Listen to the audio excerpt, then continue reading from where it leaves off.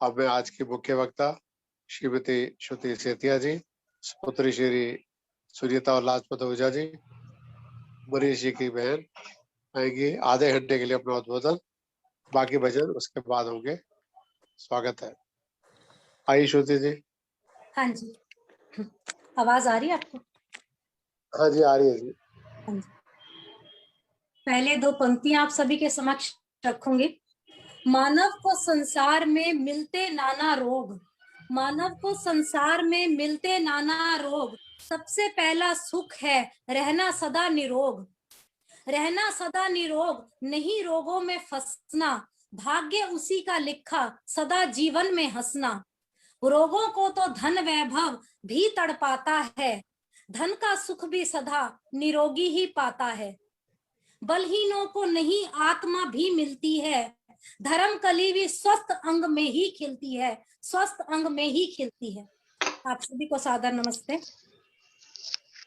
मैं फरीदाबाद से श्रुति सेतिया। कोई व्यक्ति जब बीमार होता है तो उस तुरंत दवा का ख्याल आता है कि हमें एलोपैथिक, आयुर्वेदिक, हेम्योपैथिक, यूनानी, सिद्धा कुछ भी दवा ले लें और ठीक हो जाए। हम सभी ठीक होना चाहते हैं और ये वास्तविकता है और ये नेचुरल डिमांड है। और ठीक होने के लिए हम दूसरी तरफ देखते हैं कि कहां से क्या ठीक हो सकता है। कोई भी दवा जब आप लेते हैं तो वो दवा आपके शरीर के तंत्र को सहयोग करके आपकी बीमारी को कम करता है, मिटाता है या मैनेज करता है। अब वो प्राचीन समय हो या आज का समय हो, यही कार्य है कि आपके शरीर की समस्या को सपोर्ट करता है दवाई जो है। लेकिन उन दवाओं से परे भी एक दवा है जो आपको हील कर सकती है, आपकी तमाम बीमारियों को दूर कर सकती है, आपके रोग को मिटा सकती है, आपके रोग को खत्म कर सकती है। आज उस दवा की बात मैं आप सभी के समक्ष करना चाहूंगी। आप ध्यान देंगे इस बात को तो बहुत अच्छा लगेगा मुझे भी। आप जिंदगी भर स्वस्थ रह सकेंगे, इस सिद्धांत को आप ठीक ठीक समझ लीजिए। आप देखते हैं कि आप एलोपैथिक दवा लेते हैं, जैसे किसी को हाई बीपी हो गया, हाइपरटेंशन यानी कि उच्च रक्तचाप हो गया जिसे कहते हैं, आपको बताया जाता है कि एक गोली आपको जीवन भर लेनी है, यानी कि वो मैनेज हो रहा है, आपकी बीमारी खत्म नहीं हो रही, मैनेज होगा सिर्फ। अगर आपको डायबिटीज है तो आपको बताया जाता है कि जीवन पर्यंत आपने दवाई लेनी है। थायराइड की समस्या है, आपको ये दवा लेनी है जीवन भर, आपको बताया जाता है कि जीवन भर आपने दवाई खानी है। यानी कि ज्यादा लबोलेज ये है कि मरीज को ठीक ना करो, रोग को ठीक ना करो, ना ही उसे मिटने दो, बल्कि दवाई लगातार चलती रहे, जीवन के आखिरी क्षण तक चलती रहे, उसी में फायदा है। और किसका फायदा है ये आप सभी जानते हैं। आप सभी जानते हैं कि एलोपैथिक दवा के बहुत साइड इफेक्ट भी हैं, कई तरह की समस्याएं भी उत्पन्न होती हैं उसके अंदर। फिर भी मैं ये नहीं कहूंगी कि आपको दवा की आवश्यकता नहीं है। मैंने पहले ही कहा था कि हर दवा आपको सहयोग करती है, आपके शरीर के तंत्र को सहयोग करती है, लेकिन वो कुछ हद तक समस्याएं भी क्रिएट करती है साइड इफेक्ट के तौर पर। इसलिए जहां तक आवश्यक हो हम सभी दवाई लेते हैं, लेकिन आप जो भी दवा लेते हैं वो सपोर्टिव है, से सहयोग के रूप में काम करती है। आपका शरीर स्वयं में दवा की पूरी व्यवस्था है, पूरा अस्पताल है अपने आप में। अगर समस्या जन्म लेती है तो शरीर में ही समाधान आपको दिखाई देगा। आपकी हड्डी टूट जाती है मान लीजिए, तो आप सपोर्ट करते हैं, हाथ पर आप पट्टी बांध लेते हैं या प्लास्टर लगा लेते हैं। तो आज भी देखिए गांव में कहीं कहीं बांस बांधा जाता है, सपोर्ट करते हैं, लेकिन शरीर आपका स्थिर रहे इसलिए आप सपोर्ट करते हैं। लेकिन कहते हैं कि प्लास्टर कभी भी हड्डी पैदा नहीं कर सकता। कहीं आपका किचन में काम करते समय हाथ पर चाकू चल गया, आपका हाथ कट गया, आपका शरीर धीरे धीरे स्वयं उसको ठीक कर लेता है, आप सिर्फ सपोर्ट करते हैं। आज मॉडर्न साइंस का जमाना है, आप ये उपयोगिता तो आपके एलोपैथी के अलावा आयुर्वेद में भी है कि आप उस पर हल्दी का लेप लगा लेते हैं। कहीं आपके शरीर में सूजन है तो आप थोड़ा बहुत लेप लगा के अपने आप को स्वस्थ कर लेते हैं। कहीं पे सूजन आ गई, कहीं पे दर्द हो गया आपको, सिर्फ आप सपोर्ट कर रहे हैं, हील नहीं कर रहे। हील आपका शरीर आपकी स्वयं करता है। आपके अंदर बहुत सारी टूटन फूटन रोज होती रहती है, कौन सपोर्ट करता है? आपका स्वयं का सिस्टम। आपने देखा होगा कि कोरोना काल में बहुत सारे मरीज उसकी चपेट में आ गए, लेकिन कई लोग ऐसे हैं जो इस समस्या से निकल भी चुके हैं, बिल्कुल स्वयं ठीक हो गए हैं। कौन ठीक कर रहा है उनको घर में? कैसे वो अपने आप घर पे ठीक हो रहे हैं? उसका इलाज कौन कर रहा है? आपका स्वयं का इम्यून सिस्टम, जिसको आप रोग प्रतिरोधक क्षमता कहते हैं। तो रोग प्रतिरोधक क्षमता हमारे को स्वयं को हील करता है।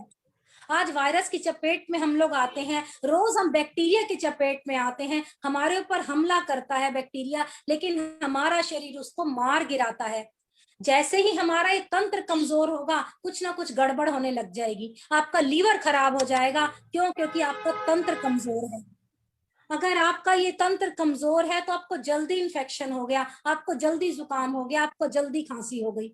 तो लोग क्या है, कोरोना में अनिश्चितता के डर से एक निश्चित समस्या को पैदा कर पा रहे हैं। तो इसके लिए जरूरी है उस तंत्र को समझना जो आपको हील करता है, जो हम सबको हील करता है। आप आयुर्वेद के तरीके से जाइए, आप एलोपैथ के तरीके से जाइए, लेकिन हर चीज के गुण हैं, हर चीज के अवगुण भी हैं। कोई चीज अगर आप गलत तरीके से इस्तेमाल कर रहे हैं तो आप देख लीजिए हमारे शरीर में समस्या ही पैदा होंगी। अगर आप थक चुके हैं, आपके सिर में दर्द है, आप आराम करते हैं, आपका सिर दर्द बिल्कुल ठीक हो जाता है। क्या आप बार बार दवा लेते रहते हैं? बिल्कुल नहीं, आप बार बार दवा नहीं लेते, आपका शरीर ही स्वयं उसको ठीक कर लेता है। तो इन सब चीजों को समझते हुए जो एक परम दवा निकली वो है आपका स्वयं का शरीर। आप अपना एलोपैथिक दवा बाहर से ले रहे हैं, आप आयुर्वेद में बाहर से ले रहे हैं, आप होम्योपैथ में बाहर से ले रहे हैं, आप यूनानी में बाहर से ले रहे हैं, आप सिद्धा में बाहर से ले रहे हैं। जो भी पैथी आप इस्तेमाल कर रहे हैं, आप जानते हैं कि आप बाहर की चीज को अंदर डालने का प्रोसेस कर रहे हैं। लेकिन जब समस्या ही आपके अंदर है तो उसका समाधान भी आपके शरीर के अंदर ही होगा। ये बहुत समझने की बात है। सिर्फ और सिर्फ योग ही एक ऐसी चीज है जो कभी भी बाहर की सब बात नहीं करता। योग कहता है कि समाधान आपका अंदर ही है। अगर समस्या है तो उसका समाधान अंदर ही है, आपका शरीर उसको हील कर लेगा। इसलिए ये इम्पोर्टेंट है समझना कि आपकी सबसे बड़ी दवा आपका स्वयं का शरीर है। आपका शरीर सही तरीके से कैसे मेडिसिन के तौर पर आप अपने शरीर को इस्तेमाल कर सकते हैं, हर समस्या के निदान के तौर पर आप इसको इस्तेमाल कर सकते हैं। और योग ही एक ऐसी दवा है जिस पर आपको विश्वास करना ही होगा। इस तल पर जब आप काम करते हैं, इस बात पर आप जब ध्यान देते हैं, तो आपको विश्वास करना होगा। और शास्त्र भी कहते हैं हृदम दुखम आगतम, यानी आने वाले दुख को आप टाल सकते हैं। जब आपके शरीर को आप वायरस से बचाने के लिए आप कई तरह की वैक्सीनेशन लेते हैं, उसी तरह योग भी एक तरह का आपका वैक्सीनेशन है कि आने वाले दुख को खत्म कर देगा योग, आपके आपके दुख को आने ही नहीं देगा। इसलिए श्री कृष्ण क्या कहते हैं, योगो भवति दुखा, यानी योग दुखों को दूर करने वाला है। आपके जीवन में योग अगर सही सही तरीके से चला गया तो आपको किसी भी पैथी की आवश्यकता नहीं है। आपके घर में, आपके किचन में, आप जिसको मसाले बोलते हैं, औषधियां हैं वो, आप हल्दी लगा लेते हैं, आप घर में हरी सब्जियों का इस्तेमाल करते हैं, आप देखेंगे आप अपनी नेचुरल चीजों से अपने आप को हील कर रहे हैं। लेकिन आपकी खुराक, जो कृष्ण भगवान ने कहा युक्ताहार, यानी कि बैलेंस डाइट होनी चाहिए, युक्त चेष्टस्य, यानी कि सही तरीके से आपका जीवन होना चाहिए, और युक्त स्वाप्रोधस्य, यानी कि सही समय पर सोना और सही समय पर जागना होना चाहिए। तो योग आपके सारे दुखों को दूर कर देगा। आप दवा को जितना टाल सकते हैं टालिए, लेकिन एक इमरजेंसी के रूप में, एक आपने सपोर्ट लेना है, आपने बचाना है, तो आप दवा ले सकते हैं अपने आप को। लेकिन हम जब योग करते हैं तो हमारे को किसी दवा की आवश्यकता नहीं होती। यह कहना कि शरीर के तंत्र को सपोर्ट करेगा, वो हमारा स्वयं का शरीर ही है। ये ख्याल रखते हैं कि हमारा हाथ कट गया, हमको दवा नहीं लेनी जी, हम तो योगी हैं। ऐसा नहीं है, हमें भी कई बार दवा लेनी पड़ती है। लेकिन इन सब बातों कहने से सिर्फ भ्रांतियां ही फैलती हैं। आप बिलीव कीजिए, आप योग की तरफ अपना बिलीव कीजिए, आप संकल्प लीजिए कि मेरा शरीर है, मुझे इसको स्वस्थ रखना है। आप ये दृढ़ निश्चय कर लीजिए कि अगर समस्याएं यहीं पे ही हैं तो उसका समाधान भी हमारे शरीर में ही है। अगर मेरी माताओं, आपको लगता है कि समस्या ज्यादा है तो आप ज्यादा योग कीजिए, और अगर आप कहते हैं कि समस्या नहीं है तो भी आप योग कीजिए। अपने शरीर को सुचारू रूप से चलाना है, आपको स्वयं पर विश्वास करना होगा। आपका शरीर आपका अपना है, उस पर आपका अपना अधिकार है। तो आप संकल्प लीजिए, मुझे शरीर पर भरोसा रखना है, अगर समस्या है तो समाधान भी मुझे ही ढूंढना है। आप संकल्प लीजिए कि हमारा जीवन ऋषियों के जैसा हो। आप संकल्प लीजिए कि हमारा जीवन भगवान के अनुकूल हो। आप दिव्यमति, भक्ति, कृति, प्राकृति, संस्कृति, दिव्य आचरण से युक्त अपना जीवन बनाइए। यही जीवन आपने जीना है। जीवन जितना सादा रहेगा, तनाव उतना आधा रहेगा, ये आप सभी जानते हैं। आप ये भी जानते हैं कि आहार की शुद्धि और सात्विकता, उचित समय पर शयन और जागरण, नियमित व्यायाम, प्राणायाम, ब्रह्मचर्य, व्रत आदि के सेवन से, स्वदेशी आयुर्वेदिक के सेवन से, प्रकृति के अनुकूल जीवन शैली के जीने से, यही सब आपकी वास्तविक दवाएं हैं। बाकी सब तो प्रच्छन्न आतंकवाद और मूर्खता कहलाई जाती है। करके देखिए आप योग, आप नित्य प्रति संकल्प लीजिए कि हमारे को कैसा जीवन जीना है। ये तो आपकी योग की बात हो गई। थोड़ा सा स्वस्थ की बात कहूंगी मैं आपके लिए। स्वस्थ जीवन शैली बहुत जरूरी है हमारे जीवन में। आप इस विश्व के कण कण में हॉस्पिटल बनवा लीजिए, कहीं भी खोल लीजिए हॉस्पिटल, दवाइयों के पेड़ लगा लीजिए, आप बीज बो लीजिए, लेकिन जब तक हमारे अंदर ये सब बीमारियां आएंगी हम मरते ही रहेंगे। क्यों? क्योंकि कऊ न कोई सुख दुख कर दाता, निज कृत कर्म भोग सब भ्राता। जब तक हमारे खान पान की जीवन शैली, हमारे अखाद्य की मर्यादा, नियम संयम नहीं होंगे, तब तक हम लोग मरते ही रहेंगे। इस विश्व के सांसारिक रोग का एकमात्र कारण आपकी छोटी सी मांसल जीभ है। इस जीव के स्वाद के लिए लोगों ने नियम बदल लिए, संयम बदल लिया, आचार विचार व्यवहार सब खत्म कर दिया। जब बोला जाता है कि इस शरीर में कुछ कूड़ा करकट मत डालो, तो हम सामने वाले को ऐसे देखते हैं जैसे पता नहीं क्या हो गया हो। असंयमित खाना, असंयमित पीना, बाहर का खाना, अशुद्ध खाना खाना, बिना विचार किए खाना खाना, पैकेट बंद खाना खाना, सामग्रियों वाला खाना खाना, पेस्टिसाइड्स, इंसेक्टिसाइड्स, रासायनिक उर्वरक का खाना खा खाकर हमने अपनी रक्त ध्वनियां बेकार कर ली हैं। पानी को इतना फिल्टर हमने कर लिया कि हमने उसके मिनरल्स, एसेंशियल हमारे जो न्यूट्रिएंट्स हैं उनको निकाल कर हम लोग पीते हैं। सुबह सवेरे दोपहर शाम जब चाहे हमारा मुंह चलता रहता है। कोई संयम नहीं, कोई नियम नहीं, कब खाना, कितना खाना, क्या खाना, कैसे खाना, कोई जीवन का उद्देश्य नहीं, कोई जीवन की स्वस्थ जीवन शैली नहीं। बस भगवान ने मुंह दे दिया तो उसमें कुछ ना कुछ कैसे भी हम लोग डालते रहते हैं। ठंडियों में मैंने कई लोगों को आइसक्रीम खाते देखा, आम खाते देखा, उनके चेहरे पर ऐसे अहम भाव मैंने देखे जैसे फल दोबारा मिलेगा ही नहीं। देखिए बेमौसम आप फल खाते हैं, लेकिन उन लोगों को ये नहीं पता कि उनका अहम भाव के कारण वो हॉस्पिटल और डॉक्टर के चक्कर काटेंगे और डॉक्टर उनसे बहुत लाखों रुपए लूट लेंगे। अब आप देखिए आजकल रिवाज क्या है घरों में मेड रखने का, खाना बनाने वाली या बनाने वाला रखने का। ये छोटी छोटी बातें जीवन शैली की हैं। योग की बात मैंने आप सभी को बताई, छोटी छोटी बातें जीवन शैली से आप सुन लीजिए थोड़ा सा, उसके बाद अपनी वाणी को विराम दूंगी। जब बोला जाता है कि मेड भोजन बनाएगी, जिसका पता नहीं कैसे विचार है, कैसी तरंगों से, कैसी भावना से, कैसी एनर्जी लेवल से, कौन सी भावनाएं डालकर किस शुद्धता से भोजन बनाएगी या भोजन तैयार करेगी या करेगा। बस लोलुप जीभ को स्वाद मिलना चाहिए और मोटी चमड़ी को आराम मिलना चाहिए।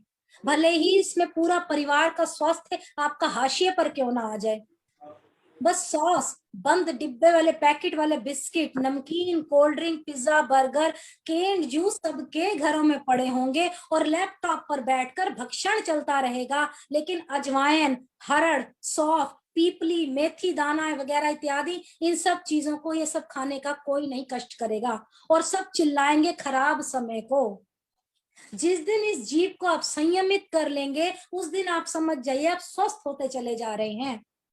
जिस दिन आपकी किचन या रसोई को शरीर के तौर पर आपने मंदिर बनाकर उस रसोई को आप एक औषधालय बना लेंगे, उस दिन आप स्वस्थ होते चले जाएंगे। जिस दिन आपकी रसोई में आपके घर की स्त्री के अलावा किसी और स्त्री का प्रवेश वर्जित हो जाएगा और उस दिन से आपके घर में हॉस्पिटल और डॉक्टर से आपका नाता छूट जाएगा। उस दिन से आप स्वस्थ रहने लग जाएंगे। उस दिन से आपके घर से रोग गठरी बांधकर चले जाएंगे। बहुत आवश्यकता हो तो आप इस नियम को तोड़िए कि आपने बाहर का कुछ खाना है। लेकिन अगर आपने एक बार व्रत ले लिया कि मुझे मौसमी फल खाने हैं, मुझे मौसमी सब्जियों का ही सेवन करना है, उस दिन से वैभव और लक्ष्मी आपके घर में बोरिया बिस्तरा उठाकर आ जाएंगी, ठिकाना बनाने आ जाएंगी। एक महत्वपूर्ण छोटी सी बात मैं बताना चाहूंगी कि तन को बलि बना लो ऐसा, सहलो सर्दी वर्षा धाम।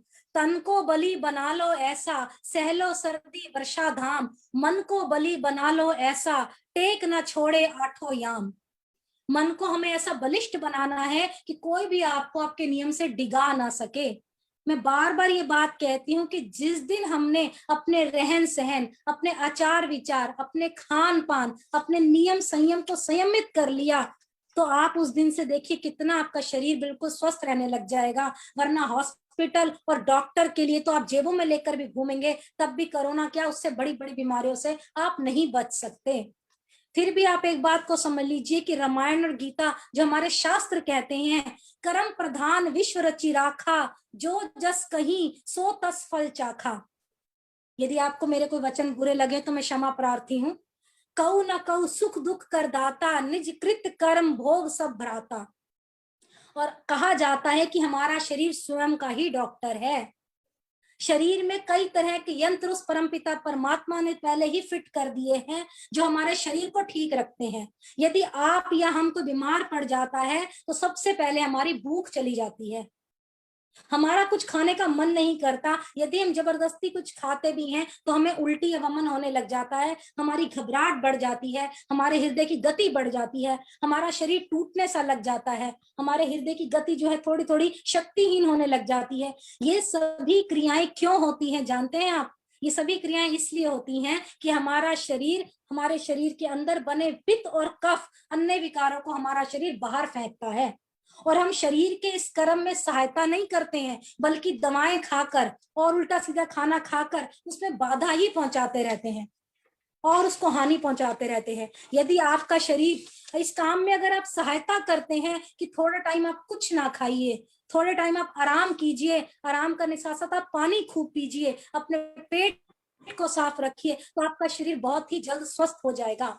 शरीर की छोटी मोटी बीमारियां तो केवल उपवास से ही ठीक हो सकती हैं। ये बात मुझे बहुत अच्छी लगी थी और ये बात मैं कई बार बोला भी करती हूँ। यदि आपको हल्का बुखार है, थोड़ा सा सिर दर्द है, आपको पेचिश है, आपके पेट दर्द है, आपको खांसी है, आपको सर्दी है, कोई दवा लेने की आवश्यकता नहीं है। केवल एक ही दवा है, वो है आप 2 दिन या 1 दिन का उपवास कर लीजिए। समय असमय आपने उल्टा सीधा खा लिया तो आपको प्रायश्चित तो करना ही पड़ेगा, और उसका एकमात्र प्रायश्चित है उपवास। आप करके देखिए, देखिए आपकी जीवन शैली में कितना परिवर्तन आएगा। योग आपने करना ही है, 7-7 हफ्ते में, सप्ताह में 1 बार आप उपवास करके देखिए, आपके पाचन तंत्र को कितना सहयोग मिलेगा, कितना आपको फायदा होगा। और हम सब जानते हैं कि दुनिया में स्वास्थ्य से बढ़कर कोई वस्तु नहीं। एक तंदुरुस्ती 1000 नेमत के बराबर है। इसलिए 7 सुखों में पहला सुख निरोगी काया माना गया है। न द्वारे का पिंजरा तामे पंछी कौन, रहे अचंभा होत है उड़े अचंभा कौन। शरीर ये 9 दरवाजे वाला पंछी है जिसमें आत्मा रूपी पक्षी रहता है। तो हमें हमारे शरीर की, अयोध्या रूपी नगरी की ना सिर्फ रक्षा करनी है, बल्कि इसको सुंदर, स्वच्छ और साफ भी रखना है। आज एक छोटा सा अनुभव बताकर अपनी वाणी को विराम दूंगी। ये एक ऐसा अनुभव है जो आपको किताबों में नहीं मिलेगा। साधना, निज साधना के आधार पर ये अनुभव मैं आपको बताना चाहूंगी। ये छोटी सी बात मैं आखिर में आपको शेयर करना चाहूंगी। ये आपको ऐसी बात बताना चाहूंगी कि यदि आपको कोई बीमारी है भी ना, आपकी बीमारी दूर हो जाएगी। आपको ऐसा सूत्र बताऊंगी कि आप उस बीमारी से बाहर निकल कर आ जाएंगे। और वो सूत्र है, हमारी नाभि और हमारी छाती के बीच में दूरी होनी चाहिए। हम जब भी बैठे बिल्कुल सीधा बैठे। ये सूत्र मुझे इतना अच्छा लगता है, इस सूत्र का पालन कई वर्षों से करती आ रही हूँ। मैं जब भी बैठती हूँ, ज्यादातर क्या 100% सीधी बैठती हूँ। मुझे सब्जी छीलनी हो, अखबार पढ़नी हो, हमेशा सीधा बैठती हूँ। हमारी नाभि और हमारी छाती में जितनी दूरी होगी उतना ही आप स्वस्थ रहेंगे। हम जब भी बैठते हैं हमेशा झुक कर बैठते हैं, चाहे हम टीवी देखते टाइम बैठे, चाहे जैसे बैठे। हमारी रीढ़ की हड्डी हमेशा मुड़ी क्यों रहती है? हम क्यों ना कोशिश करें सीधा बैठने की।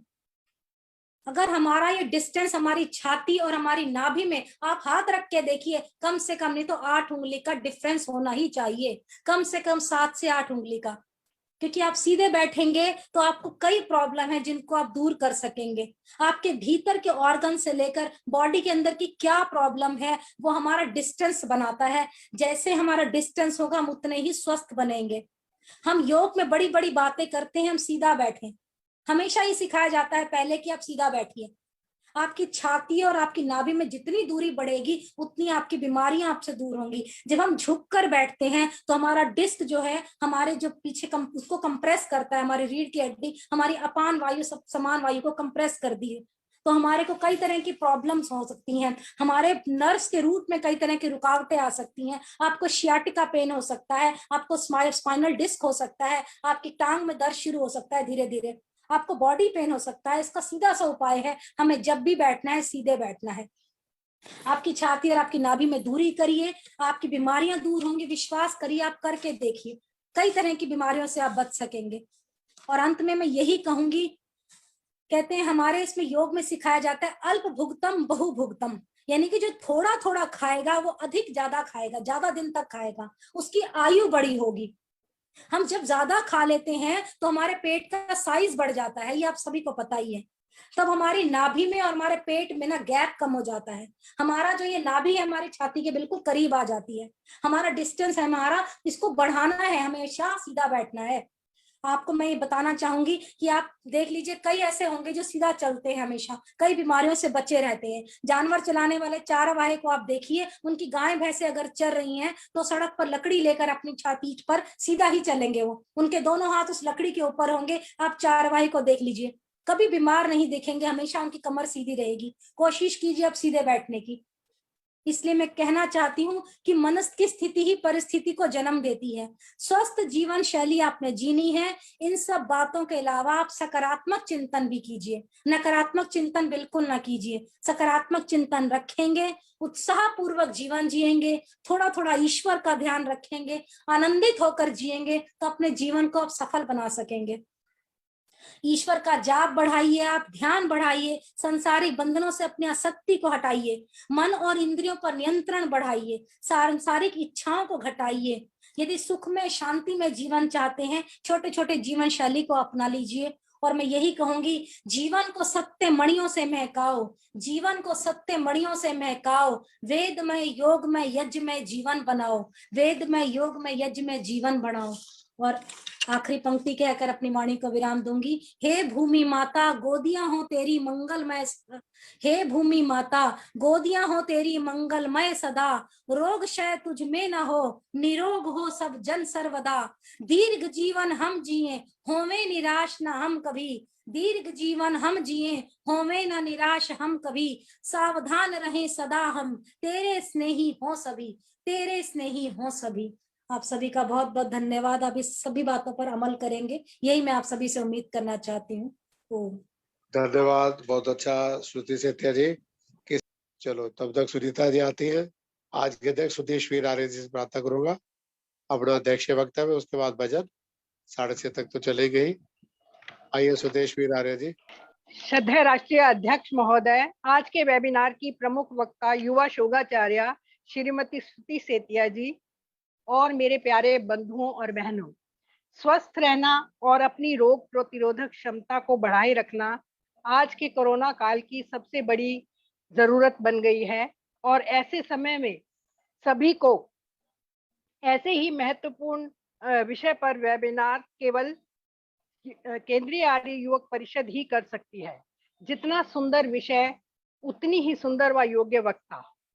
मैं श्रीमती श्रुति सेतिया जी की भूरी भूरी प्रशंसा करती हूँ, जिन्होंने हमें ये बता दिया कि अगर हम अपने खाने पीने पर संयम रखें, प्रतिदिन योग व्यायाम करें, समय पर उठें, समय पर सोएं, समय पर खाएं और कभी कभी व्रत रखते रहें, तो हमारे शरीर का जो हमारा डॉक्टर है, हमारी प्रतिरोधक क्षमता, वो हमारे शरीर को किसी भी प्रकार का इन्फेक्शन नहीं होने देगी।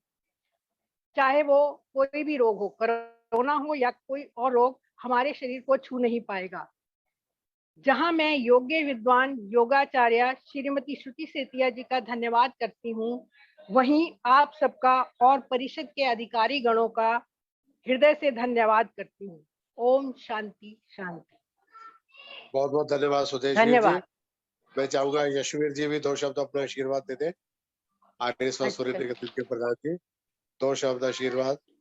यशवीर आर्य जी।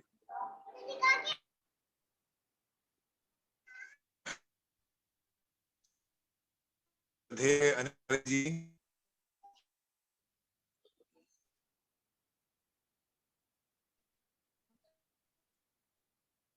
आवाज नहीं आ रही।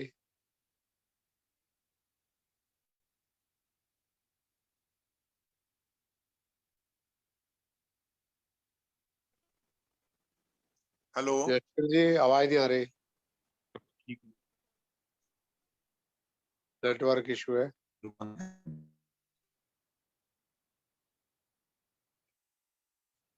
चलो यशवीर जी जब तक जुड़ते हैं दोबारा एक। हाँ बोलिए जी बोलिए। आवाज आ रही है जी? हाँ अब आ गई जी आ गई। आवाज आ रही है। हाँ फोटो भी आ गई। हाँ जी आ गई जी, अभी आ गई जी। आप बिल्कुल आ गई। स्वागत है। मैं माफी चाहता हूँ, आपको थोड़ी इनकन्वीनियंस हुई। मैं इसके लिए तैयार नहीं था। इतना सुंदर वक्तव्य, इतने समय के अनुसार जो बातचीत है उसका स्वागत भी करना चाहिए और मेरी बहुत इच्छा है कि अधिक से अधिक लोग इसका फायदा उठाएं। धन्यवाद। थोड़ी देर में मेरी दोती वेदिका आज ओम भूर्वासा का गायत्री मंत्र आपको सुनाएगी। तो अनिल जी से प्रार्थना है कि जब लास्ट में जब समय हो तो उसको मौका दीजिएगा। धन्यवाद बहुत जरूर बहुत। जी जरूर जरूर। वैदिका जी आए को सुनाए। बोलो बोलो बोलो। नमस्ते। नमस्ते। आ रही है आवाज? आ रही है? आ रही है जी। हाँ बोलो। नमस्ते बोलो दोबारा। नमस्ते। और बोलो नमस्ते ओम जी। भूर्भुवः। ओम भूर्भुवः तत्सवितुर्वरेण्यं भर्गोदेवस्य धियो यो न प्रचोदयात्। बहुत सुंदर। बहुत बढ़िया। नाना और नानी जी को बहुत बहुत बधाई और धन्यवाद। चलो